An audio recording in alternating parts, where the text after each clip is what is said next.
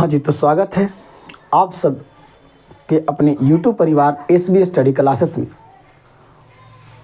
अब आप सबको, जैसा कि पिछले वीडियो में आपको हमने कहा था कि न्यू बैच चालू होने वाला, स्टार्ट होने वाला है। हाँ, स्टार्ट हो गया। अब देख लें हम लोग सब्जेक्ट हिंदी सिलेबस जो 100 में 100 पूछा जाता है, लाना भी है 100 में 100।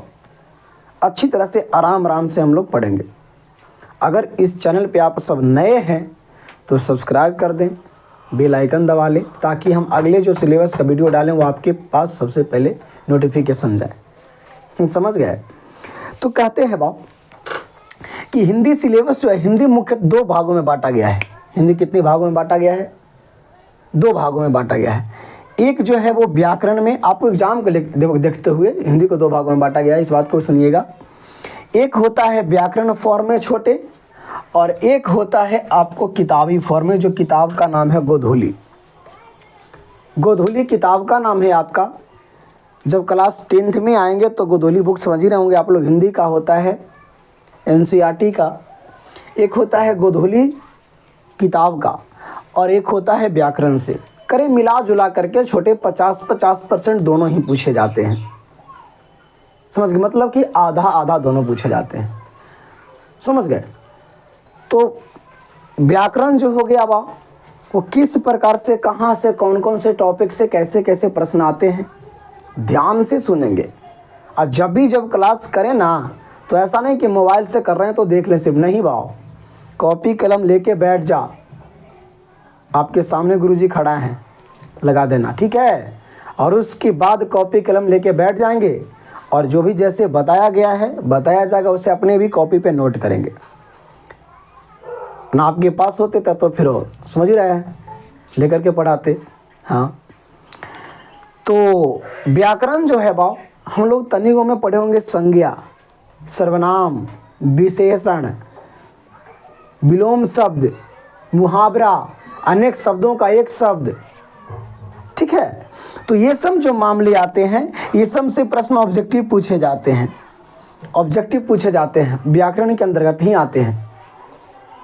और व्याकरण के अंतर्गत एक और आते हैं जो सब्जेक्टिव पूछे जाते हैं। जैसे पत्र लेखन, अपने पापा के पास एक पत्र लिखे जिनमें 4 दिन बुक किताब खरीदने का इतने पैसे की मांग हो। अपने प्रधानाध्यापक के पास एक पत्र लिखे जिनमें 4 दिन की छुट्टी की मांग हो, है ना? तो ये सब मामला आपको व्याकरण के अंतर्गत हिंदी में पूछा जाता है। उसके बाद आते हैं छोटे गद्यांश। किसी चीज के बारे में थोड़ा 10 लाइन कहानी लिख देगा और कहेगा कि इसमें 4 प्रश्न पूछेगा, वो 4 प्रश्न का उत्तर देना है। कोई भी 10 लाइन 15 लाइन का कहानी लिख दिया जाएगा छोटा सा, और उसको 4 को प्रश्न बना करके पूछा जाएगा आपसे। उसके बाद आते हैं छोटे, उसके बाद आते हैं जो हम लोग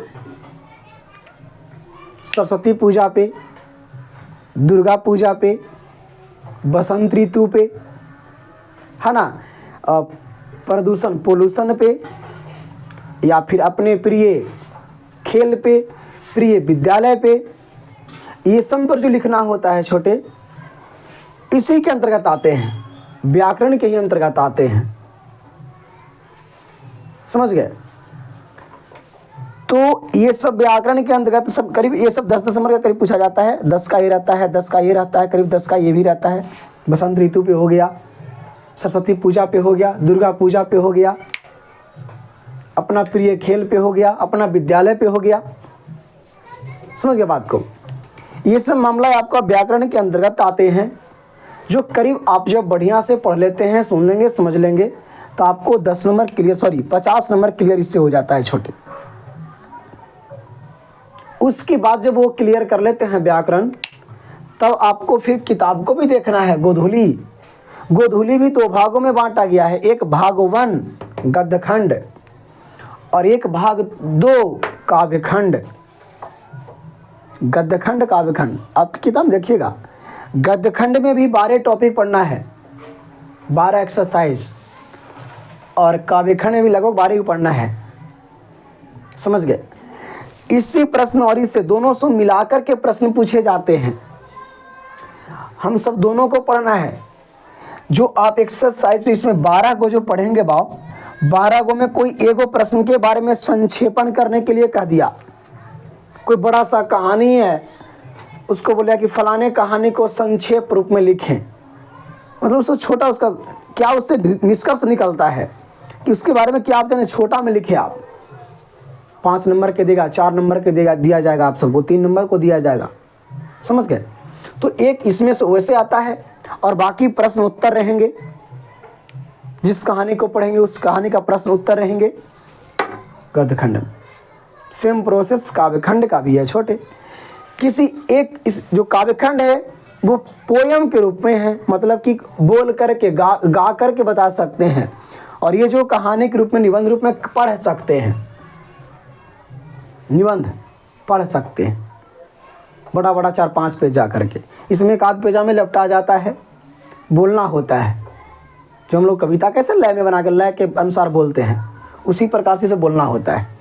तो इस काव्यखंड से भी किसी एक पोयम के बारे में कहेगा, एक कविता के बारे में कहेगा कि इसको संक्षेप में इसके बारे में आप क्या समझते हैं। राम बिनु बिरथे जगजन्मा के बारे में आप क्या समझते हैं, इस कहानी का शीर्षक के अभिप्राय क्या है, उसका कहना क्या है, उनके बारे में लिखेंगे। तो एक उधर से आ जाएगा, करीब 5-5 नंबर के आ जाते हैं। तो 5-5 10 इधरों से क्लियर हो गया। बाकी आपको इससे भी प्रश्नोत्तर रहेंगे, इन्हें अर्थ लिखें। इस पोयम के किसी पार्ट को उठा लिया जाएगा, इस पार्ट का अर्थ लिखें क्या होता है। तो हम लोग शांतिपूर्वक एकदम अच्छे से आराम से पढ़ेंगे। जब भी आपको क्लास चले, आप जब भी वीडियो देखें तो शांति में जगह में देखें, आराम से, सुविधा है तो लगा लें, और कॉपी कलम हमेशा लेकर के बैठें, साथ में किताब को भी रखें।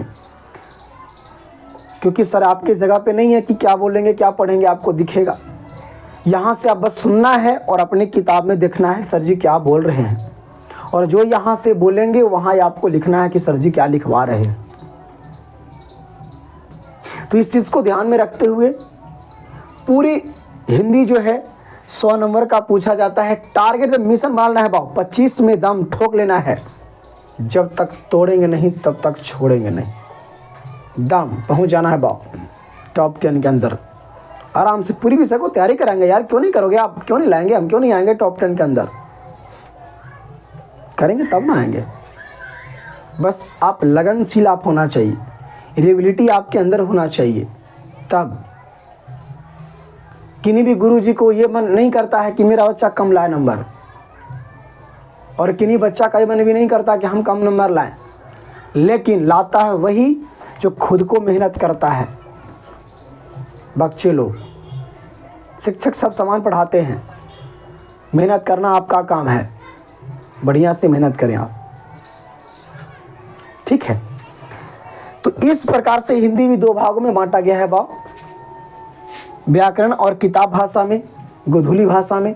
व्याकरण भी 2 भागों में आपको पूछेगा, संज्ञा सर्वनाम विशेषण, मुहावरा, एक शब्द के अनेक शब्द, विपरीतार्थक शब्द जिसको विलोम शब्द कहते हैं, संधि विच्छेद, ये सब उसके अंदर पूछेंगे। पत्र लेखन, गद्यांश, निबंध, है ना, किसी एक चीज पर निबंध लिखें।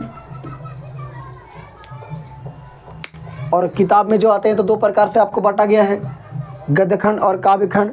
गद्यखंड में बड़ा सा कहानी आपको है, काव्यखंड में एक पेजा का पोयम जैसा है। तो शांतिपूर्वक हम लोग पढ़ेंगे। और हिंदी का सिलेबस यही है छोटे, बस सिलेबस जान जाओ। जब आपको बुक चालू करेंगे तो एकदम कौन सी कहानी चालू किए हैं, कहानी है, निबंध है, क्या है वो, उसका लेखक कौन है, कब मरे, कब जन्मे, कहाँ से, पूरी बढ़िया से आपको बताया जाएगा। बस आज सिलेबस के बारे में जानकारी श्री गणेश कर रहे हैं हम लोग। तो आज हिंदी के मामले में, सिलेबस की जानकारी के मामले में आज तक इतना ही। बाकी फिर अगले दिन, तब तक के लिए नमस्कार, बाय।